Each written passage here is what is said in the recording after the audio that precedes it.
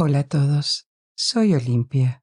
Gracias por estar aquí conmigo en este maravilloso lugar llamado la Biblioteca de los Sueños. Y tengo una gran historia que contarles. Vamos a usar la máquina de tiempo de nuevo esta noche. En este video exploraremos más de 3000 años de una de las civilizaciones más antiguas, Egipto. Hablaremos de su historia, cultura, religión, arquitectura, guerras, ceremonias funerarias y mucho más. Como siempre, no es necesario que veas el video para seguirlo. Si te quedas dormido y deseas reanudar el video más tarde o saltar directamente a una parte particular de la historia, las marcas de tiempo también se enumeran en la descripción y están fijadas en el primer comentario, así como enlaces a diferentes opciones de transmisión, como Spotify, Apple Podcasts y Amazon Music, que puede ser más adecuado para ti. Pero antes de comenzar, si lo deseas, puedes cerrar los ojos y olvidarte de cualquier preocupación mientras nos embarcamos juntos en esta aventura. Ahora asume una posición cómoda. Tal vez muévete un poco para relajarte. Toma una respiración larga y profunda y cuando exhales lentamente, siente cómo tus hombros se caen. Libera la tensión de tu cuello. Deja que tu rostro se suavice y tu mandíbula se relaje. Asegúrate de que tus dedos no estén apretados y que tus piernas también estén relajadas. Y permite que el sonido de mi voz te guíe a través de este viaje. Nuestro viaje comienza varios miles de años antes de Cristo, en el noreste de África. Ustedes saben que Egipto está fuertemente asociado con el río Nilo, uno de los ríos más largos del mundo. El Nilo tiene dos afluentes principales: el Nilo Azul, que tiene su fuente en Etiopía, y el Nilo Blanco, que es más largo y nace en la región de los Grandes Lagos, en África Central. Se encuentran en Sudán, cerca de la ciudad de Jartum, y luego el Nilo fluye a través del desierto hacia el norte y el mar Mediterráneo, terminando en un gran delta. El curso del Nilo no ha cambiado mucho en miles de años, pero cuando comienza nuestra historia, durante el Neolítico, el desierto tenía un aspecto bastante diferente. El Sahara era menos seco de lo que es hoy. De hecho, estaba cubierto por una sabana y podía sustentar poblaciones prehistóricas de cazadores y pequeños grupos nómadas de humanos que se asentaron progresivamente en el valle del Nilo ya en el milenio 12 a.C. Los restos, al igual que los grabados rupestres, indican que la gente vivía cerca del Nilo y molía granos para preparar su comida. Muy lentamente, a lo largo de varios años, estas poblaciones cambiaron su estilo de vida y adoptaron la agricultura. Despejaron las orillas del Nilo de bosques para comenzar a cultivar, y tenemos evidencia de que para el sexto milenio antes de Cristo ya había asentamientos considerables a lo largo del valle del Nilo, con varios cientos de personas cada uno. La concentración de la población en el valle puede haber sido acelerada por el cambio climático hace unos 10.000 años, cuando el norte de África comenzó a secarse, y esta desecación hizo que el desierto del Sahara apareciera.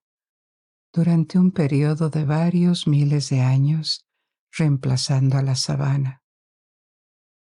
Estos primeros pobladores del valle del Nilo aprendieron rápidamente a vivir dependiendo del río. Cada año el Nilo subía e inundaba las orillas, dejando una capa de limo en las tierras que la hacía más fértil.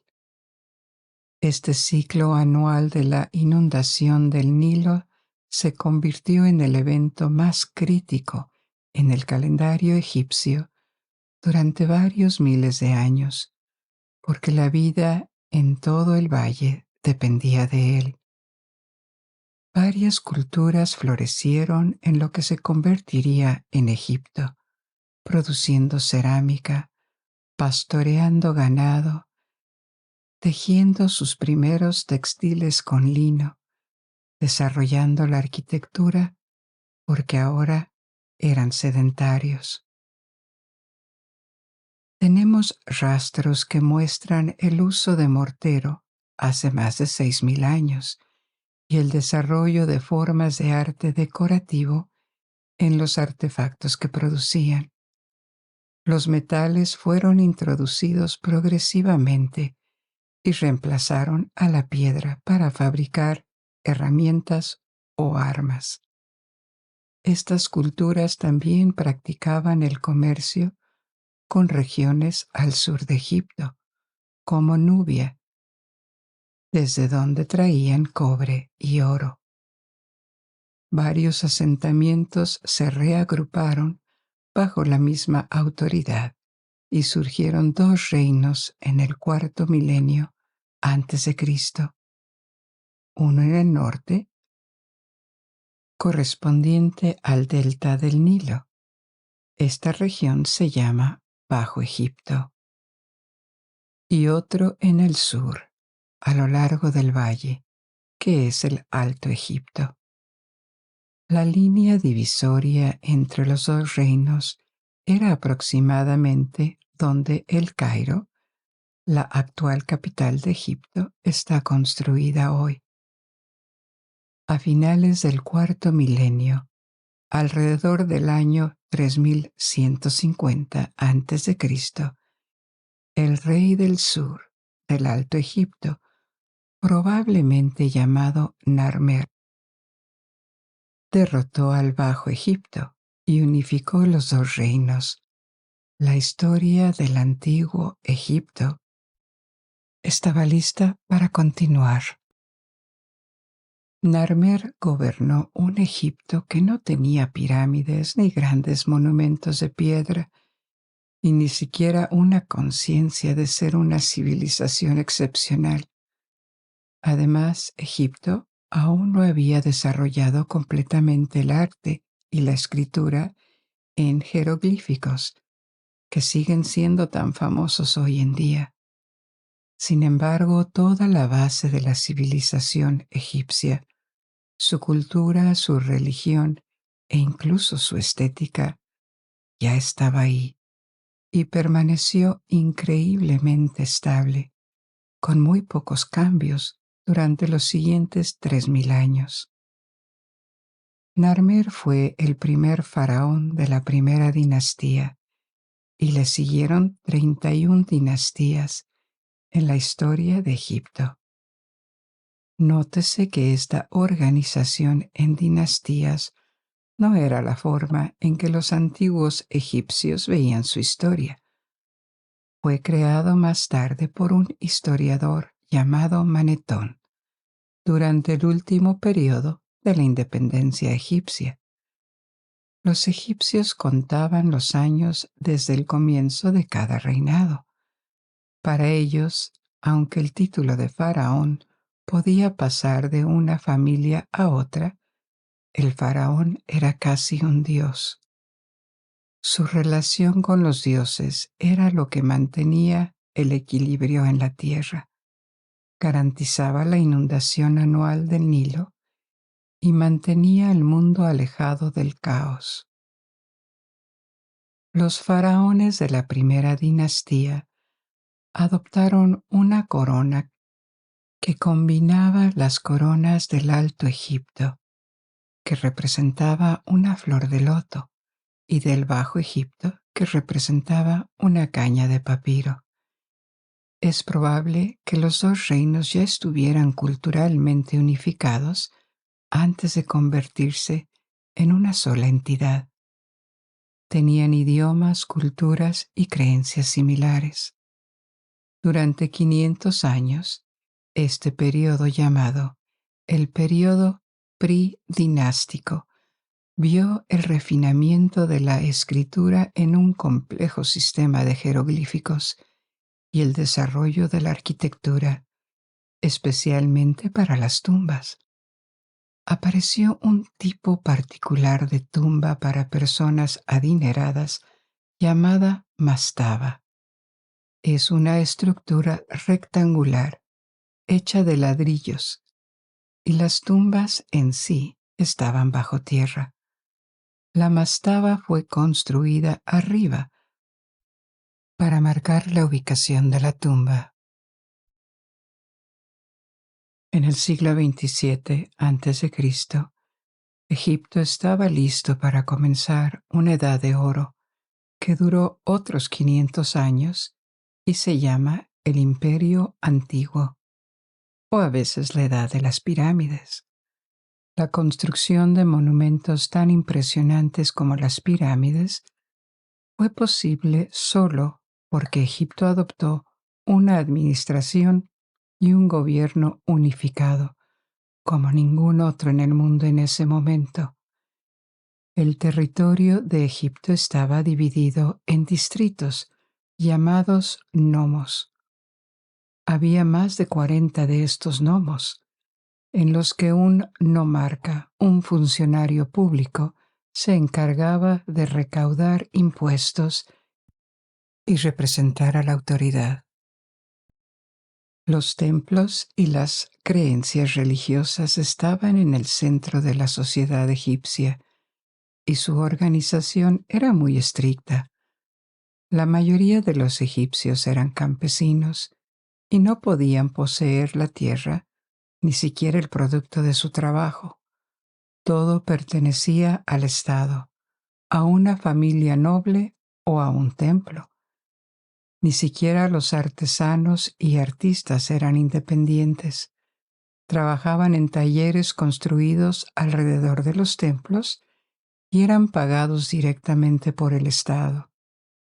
En cierto sentido, si queremos calificar la sociedad y la economía egipcia que aparecieron hace más de 5.000 años con conceptos políticos modernos, sería una mezcla de teocracia y oligarquía con elementos que se asemejan al comunismo de Estado. Para la mayoría de la población, la propiedad privada se limitaba a pertenencias personales, como ropa, muebles u objetos pequeños, a veces una casa. Pero los medios de producción, como la tierra o los talleres, nunca fueron propiedad de los individuos, a menos que fueran de la nobleza. Durante varios miles de años no hubo moneda en absoluto. El comercio se basaba en el trueque y los precios expresados en granos o metales preciosos.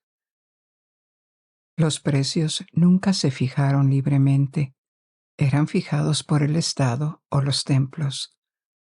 Durante los periodos de estabilidad, era casi imposible que alguien cambiara de clase social, pero parece que este sistema fue ampliamente aceptado.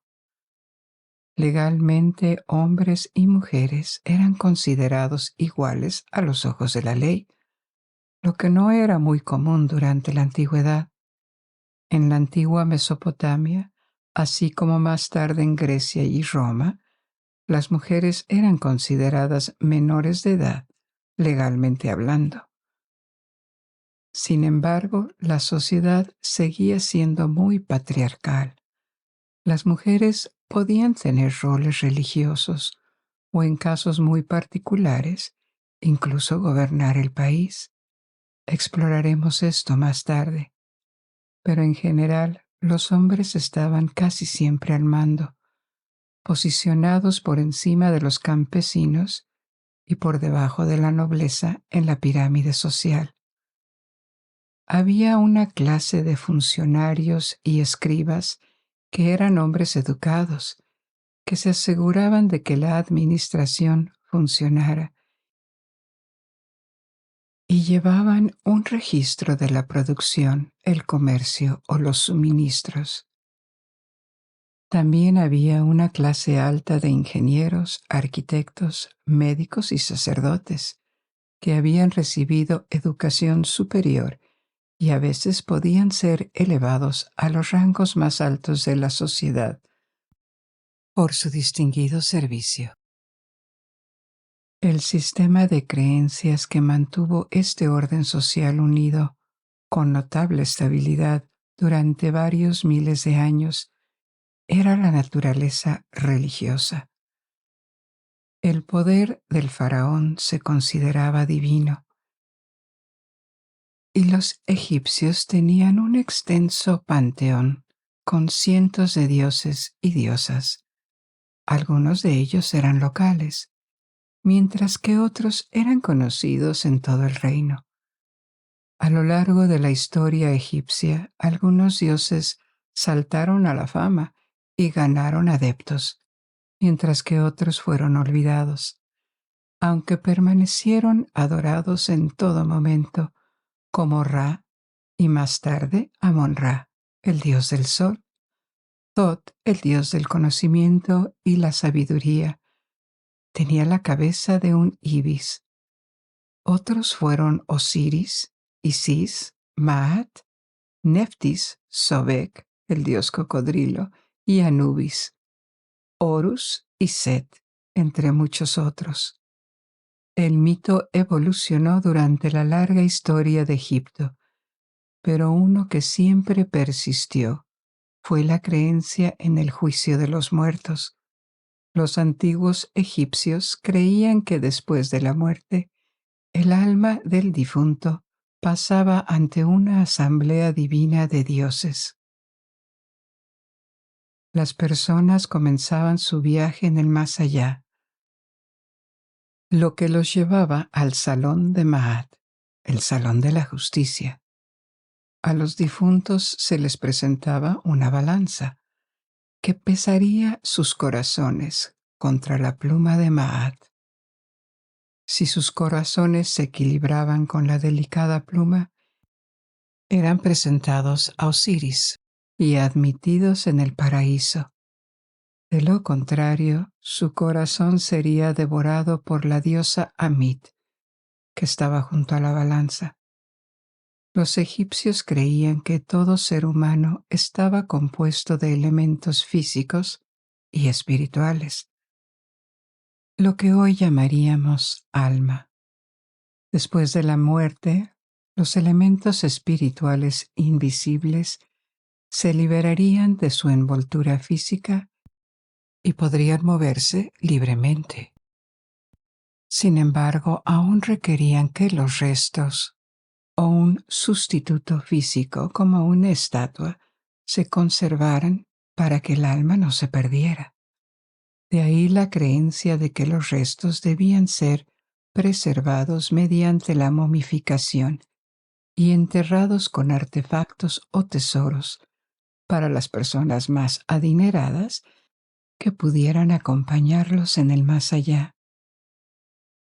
Con el Imperio Antiguo comenzó la tradición de mantener los órganos separados del cuerpo momificado en jarrones especiales.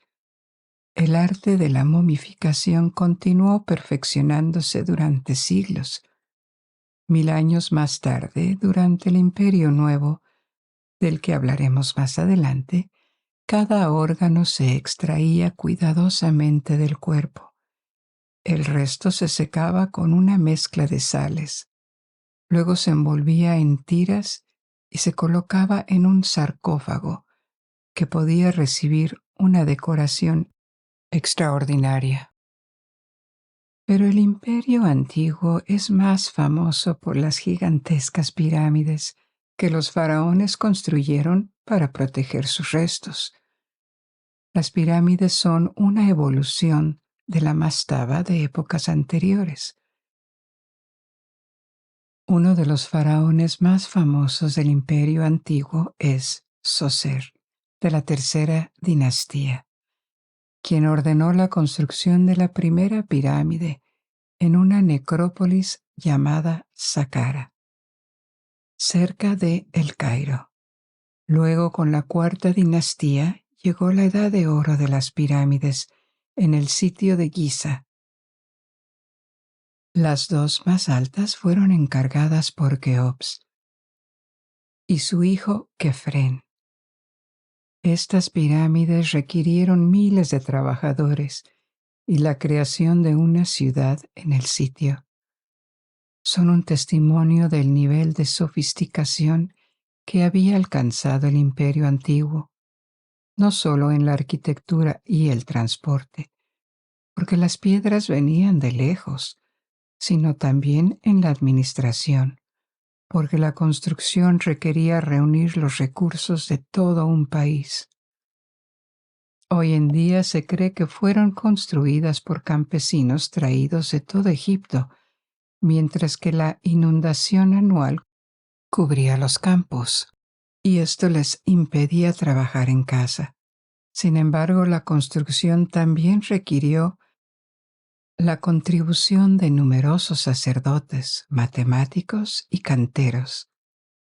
Después de que se construyeron estas enormes pirámides, reyes y nobles siguieron encargando más de ellas, pero su tamaño disminuyó, tal vez porque se dieron cuenta de que el esfuerzo requerido no era sostenible. El Imperio Antiguo fue también un periodo de comercio entre Egipto y otras regiones del mundo. En el sur estaba Nubia, que corresponde al sur del actual Egipto, y al norte de Sudán en la actualidad. De Nubia llegaron el oro y otros metales. En el Cuerno de África se podían encontrar maderas preciosas como el ébano o el incienso. También comerciaban con Siria y Líbano, de donde se importaba madera de cedro. A cambio de estos bienes, Egipto podía vender granos, papiro, que se usaba para hacer papel, textiles de lino y otros productos manufacturados. La Edad de Oro de Egipto, es decir, el Imperio Antiguo, llegó a su fin tras la muerte del faraón Pepi II. Este faraón tuvo un reinado increíblemente largo, más de 80 años, lo cual era muy poco común en un país donde la esperanza de vida era alrededor de 35 a 40 años y alrededor de un tercio de los niños moría antes de llegar a la edad adulta. La medicina egipcia era famosa en todo el Oriente Medio, pero aún así no pudo mejorar significativamente la esperanza de vida. Sabemos por los documentos médicos que se conservaron que tenían conocimientos de anatomía y podían realizar amputaciones o reducir el dolor con narcóticos, como el opio. También podían controlar las infecciones leves con carne cruda, vendajes limpios y miel. Sin embargo, la vida alrededor del Nilo exponía a las personas a enfermedades como la malaria y los ataques de animales, especialmente cocodrilos, contra lo que no podían hacer mucho. El larguísimo reinado de Pepi pudo haber causado la muerte de sus herederos antes que él y coincidió con un periodo de varias inundaciones sucesivas del Nilo. Esto debilitó el poder central y llevó a una dislocación en cada región. Cada nomo se volvió algo independiente. Este periodo de aproximadamente 200 años se conoce como el primer periodo intermedio. no significa que la civilización egipcia colapsara en absoluto. En realidad, liberados del poder central, cada región mantuvo vivas las tradiciones y el arte local floreció. Sin embargo, casi todas las tumbas del Imperio Antiguo fueron saqueadas en repetidas ocasiones, y los documentos posteriores lamentan el colapso del orden. Durante este periodo, los nomarcas comenzaron a luchar entre sí durante décadas y extendieron progresivamente su territorio hasta que Egipto finalmente se reunificó nuevamente alrededor del año 2030 a.C. Entonces comenzó un nuevo periodo de unidad durante 400 años, llamado el Reino Medio.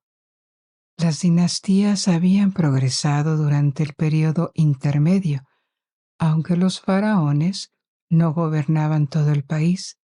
Ahora estamos en la dinastía número 11. Durante el Imperio Antiguo, la capital era Menfis, situada al comienzo del delta. Ahora la capital es Tebas, también conocida como Luxor en la actualidad.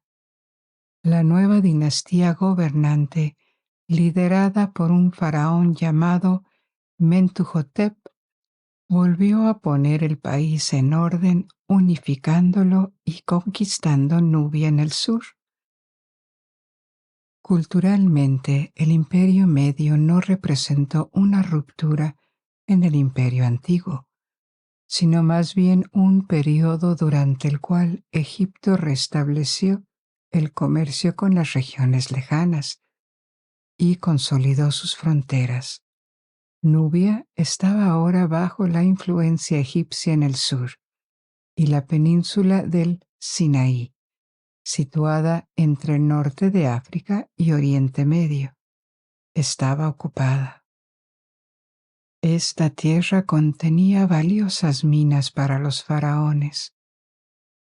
La población aumentó, pero es difícil determinar cuántos egipcios vivían a lo largo del Nilo y en el delta. Las estimaciones oscilan entre 500,000 y 6 millones. Lo que sabemos es que la población tendió a aumentar, aunque lentamente, a lo largo de la historia egipcia. El aumento de la población fue posible gracias a la reclamación de más tierra, la utilización del sistema de irrigación y la retención de las aguas de las inundaciones del Nilo durante periodos más largos. La agricultura en el valle del Nilo era muy productiva para la época, debido a los recursos del Nilo y a la organización social. Esta productividad permitió que la civilización egipcia floreciera. Liberó a una parte importante de la población para evitar la producción de alimentos, lo que permitió el surgimiento de funcionarios, artesanos, sacerdotes, comerciantes y un ejército permanente. Los alimentos básicos para los egipcios comunes eran el pan hecho de harina de trigo y la cerveza. Las frutas y verduras complementaban su dieta. La carne, el pescado y el vino también eran relativamente comunes, pero se reservaban para ocasiones especiales. Por el contrario, las clases sociales más adineradas disfrutaban de un acceso regular a estos bienes. Sabemos por los restos descubiertos en las tumbas que muchos nobles tenían sobrepeso, al contrario de lo que sugieren las pinturas y tallas de sus tumbas. Este hallazgo indica que la clase dominante vivía en un estado de relativa abundancia durante siglos. El papiro desempeñaba un papel crucial en la vida cotidiana. Con poca madera en Egipto, El papiro cumplió muchas funciones como reemplazo. Se utilizaba para hacer barcos ligeros y decoraciones de papel, y se podía quemar para cocinar. Las raíces se utilizaban para esculpir objetos cotidianos, como platos o cuencos. La mayoría de los documentos estaban escritos en papiro, un tipo de papel hecho cortando y secando las fibras del tallo de la planta. El Imperio Medio continuó adhiriéndose a las formas de arte e iconografía que se desarrollaron durante el Imperio Antiguo. Esto representa otro aspecto de la cultura egipcia que ha resistido eficazmente las influencias extranjeras y las luchas internas durante miles de años. Las líneas son siempre limpias y sencillas. No se utiliza la perspectiva. Los artistas que pintaban en paredes o papiros utilizaban una cuadrícula con líneas horizontales y verticales para mantener proporciones realistas. Nunca hay una sensación de profundidad y los colores son siempre puros y sólidos. Las pinturas y esculturas a menudo incluyen jeroglíficos que las describen, mientras indican nombres y lugares. El arte egipcio solía tener un papel político o religioso. Las representaciones de las personas a menudo resaltaban su importancia. Por ejemplo, la altura de las personas en una escena reflejaba su rango social. El faraón siempre es representado como más alto que todos los demás hombres, y los dioses varían en tamaño de acuerdo con su supuesto poder e influencia. El arte fue diseñado para decorar templos, tumbas y palacios. Hoy en día solo quedan los dos primeros. Templos y tumbas fueron construidos con piedra, mientras que los palacios más lujosos y grandes, hechos de ladrillo, no han sobrevivido. Los faraones encargaban tallas y relieves para conmemorar victorias, comunicar órdenes o celebrar eventos religiosos. Los ciudadanos ordinarios no podían acceder a un arte tan elaborado, pero podían poseer piezas de arte funerario, como pequeñas estatuas o un libro de los muertos, destinado a acompañarlos en el más allá. Durante el Imperio Medio se popularizó la adición de estatuas de arcilla o madera que representaban escenas de la vida cotidiana a las tumbas. Estos modelos representaban los trabajadores, casas o pequeños barcos. A mediados del siglo XVII a.C., después de 4 siglos de estabilidad, el poder de los faraones volvió a declinar. Los periodos de inundaciones deficientes debilitaron sus recursos y su legitimidad. Este declive se vio exacerbado por la influencia de personas de Asia al delta del Nilo. Estos pueblos, conocidos como los Hicsos de origen levantino, comenzaron a asentarse en el delta. Inicialmente pueden haber sido invitados o aceptados por el faraón para trabajar en sus monumentos, aunque esto es incierto. A pesar de todo, su número creció y a finales de la dinastía XIV, cuando el poder de los faraones estaba disminuyendo, una poderosa familia levantina que residía en el delta declaró su independencia. No está claro si la llegada de los Hicsos fue una migración pacífica o una invasión. Sin embargo, se sabe que provocaron el final de la 14ª dinastía, explotando sus debilidades y tomando el control del Bajo Egipto. Los Hicsos reclamaron el título de faraón. Formaron así la dinastía número 15. Al mismo tiempo, en el sur, las casas egipcias nativas de Tebas se declararon las dinastías 16 y 17. Los Hyksos inicialmente disfrutaron del éxito, presionando hacia el sur hasta Tebas, que mantuvieron brevemente alrededor de 1580 a.C., hasta que fueron expulsados hacia el norte. Durante más de un siglo se produjo una lucha de poder entre la familia egipcia nativa y los Hyksos, conocida como el Segundo Período Intermedio. Esto se debió a que el reino se dividió una vez más. Pasaron varias décadas antes de que los Hyksos fueran finalmente derrotados y expulsados al levante en Asia Occidental. El vencedor fue un faraón llamado Ahmose el primero. Llevó a cabo una restauración completa de la independencia y las fronteras egipcias, iniciando quizás el periodo más extraordinario del antiguo Egipto, el Imperio Nuevo.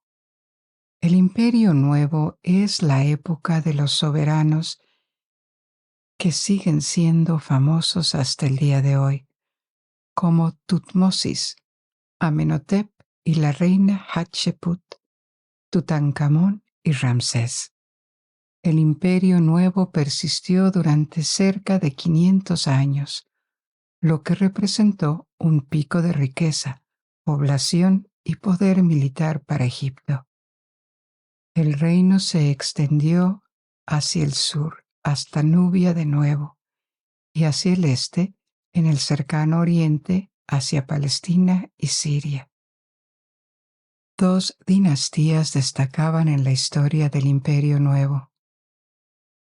La dinastía 18 contó con la faraona Hatshepsut, que pudo haber usurpado el trono. Lo que sí sabemos es que gobernó durante unos 20 años y demostró ser una gobernante muy capaz, que aseguró las fronteras y desarrolló el comercio con regiones lejanas. Reabrió la ruta comercial a toda África, que había estado cortada durante siglos. El centro del poder egipcio estaba ahora finalmente establecido en Tebas, que recibió los templos de piedra más grandes que jamás se hayan construido en Egipto. El más famoso de ellos es el complejo de Karnak. El trabajo en Karnak había comenzado siglos antes, durante el Imperio Medio, pero el templo alcanzó proporciones épicas bajo la dinastía 18.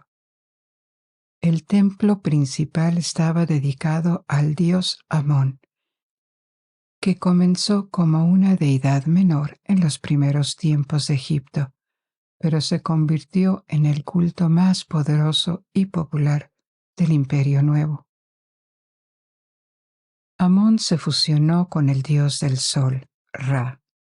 Los faraones posteriores añadieron columnatas, pilones, obeliscos, estatuas colosales y puertas monumentales, transformando Karnak en el centro religioso más grande jamás construido en piedra. Al oeste de Tebas, en la orilla occidental del Nilo, se encuentra la necrópolis, donde fueron enterrados muchos faraones y nobles del Imperio Nuevo. Esto incluye el Valle de los Reyes, el Valle de las Reinas y el Valle de los Nobles.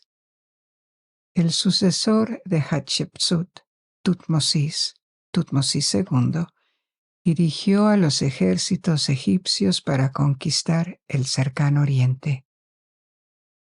Otra figura de renombre de la dinastía 18, un siglo después de Hatshepsut y Tutmosis, fue Amenhotep IV, que cambió su nombre por el de Akenatón.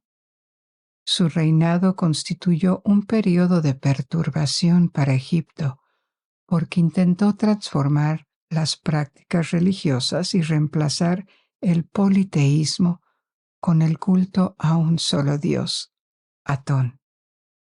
Trasladó la capital a un nuevo sitio llamado Amarna.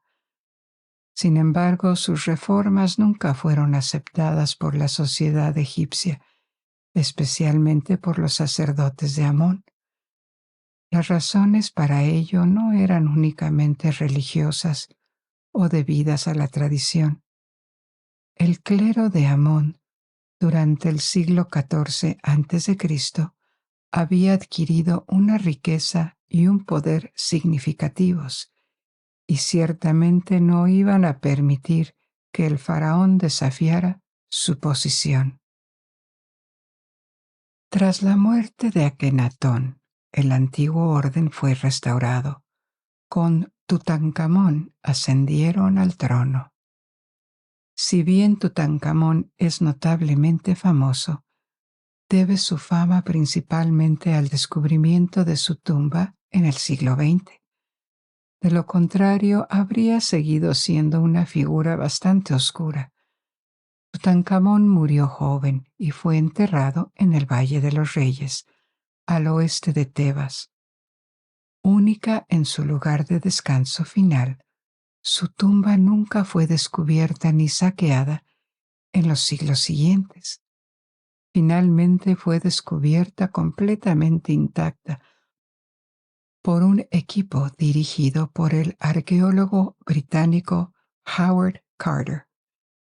La tumba había permanecido inalterada durante más de 3.000 años, revelando un tesoro de joyas, artefactos de oro, muebles y artículos decorativos que tradicionalmente estaban enterrados con los faraones, lo que renovó el interés en el antiguo Egipto hace casi 100 años.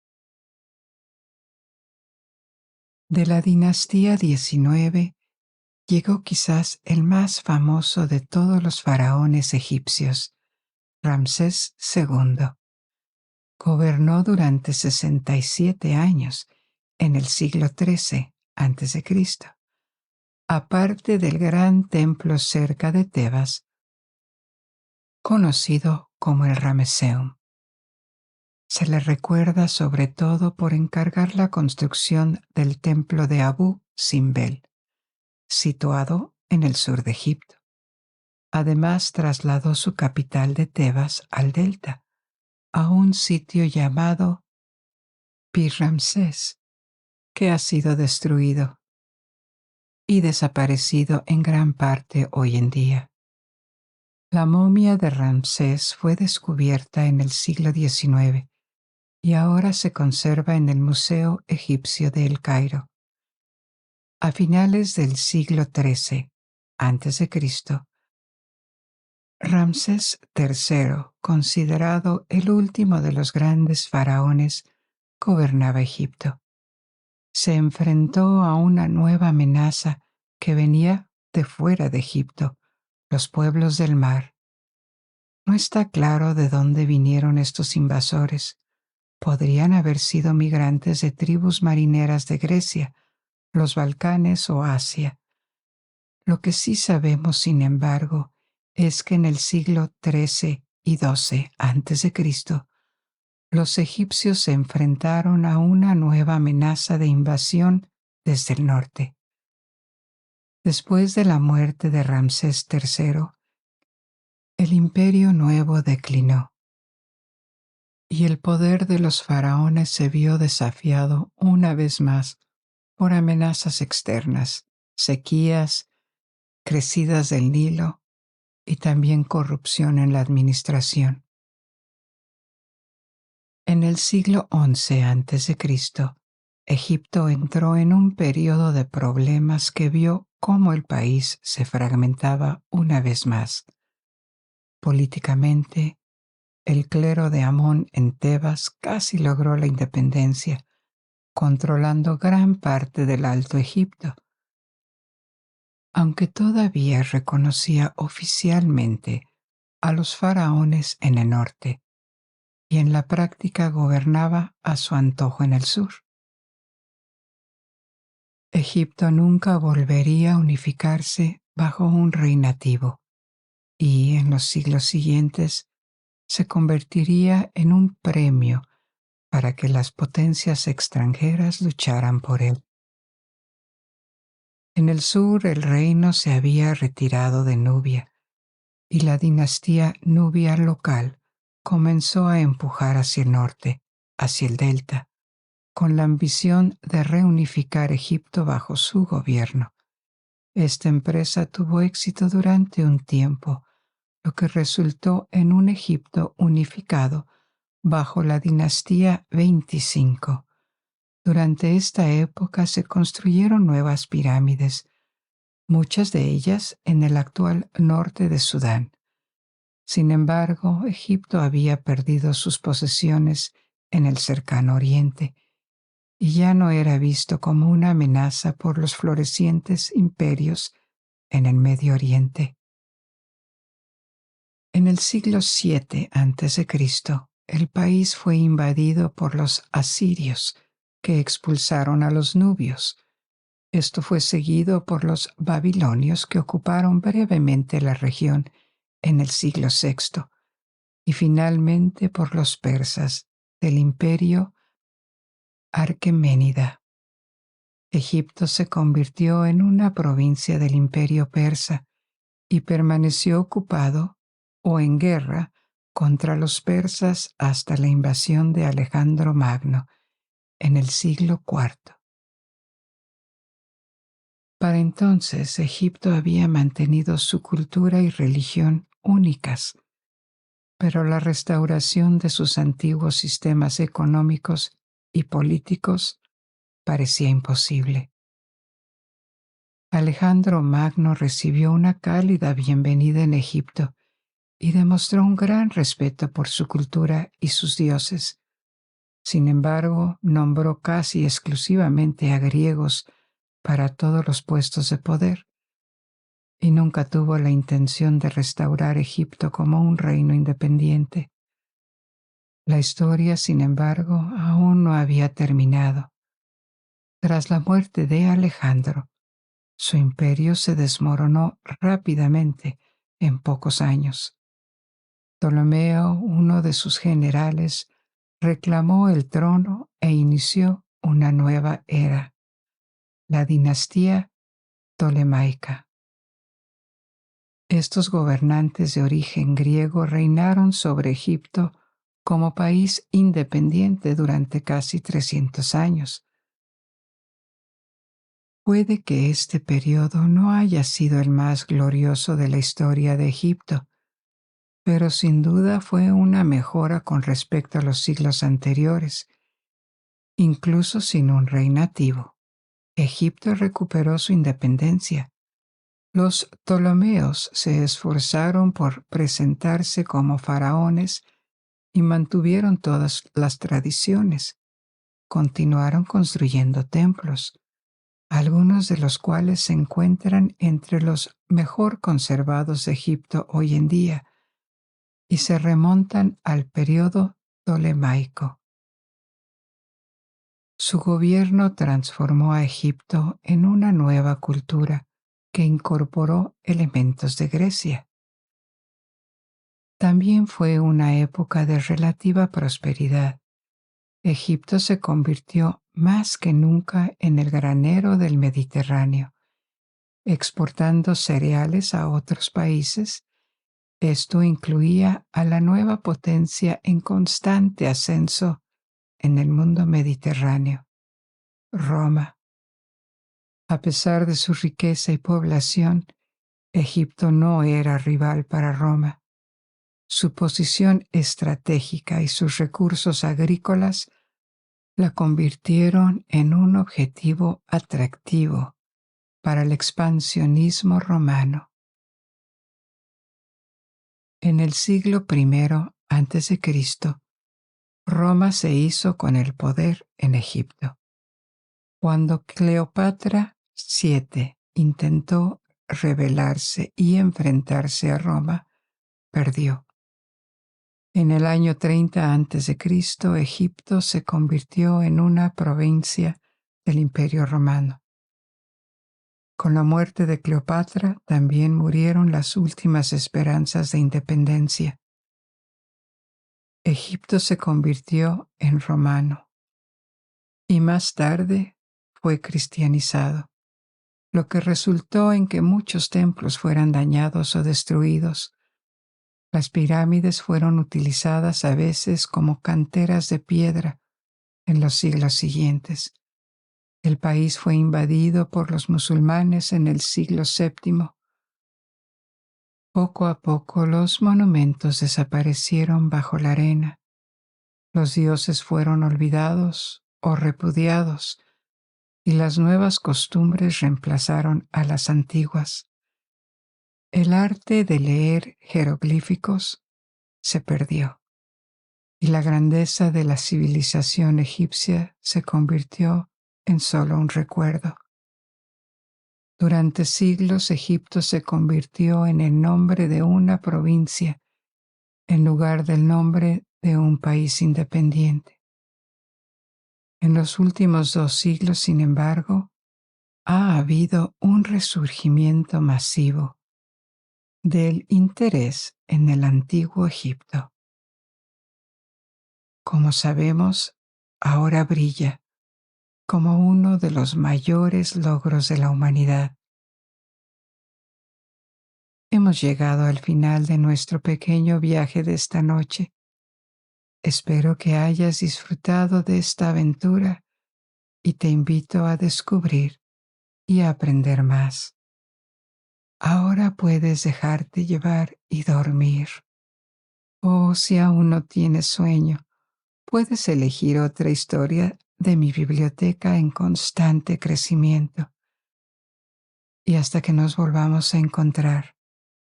Buenas noches. Duerme bien.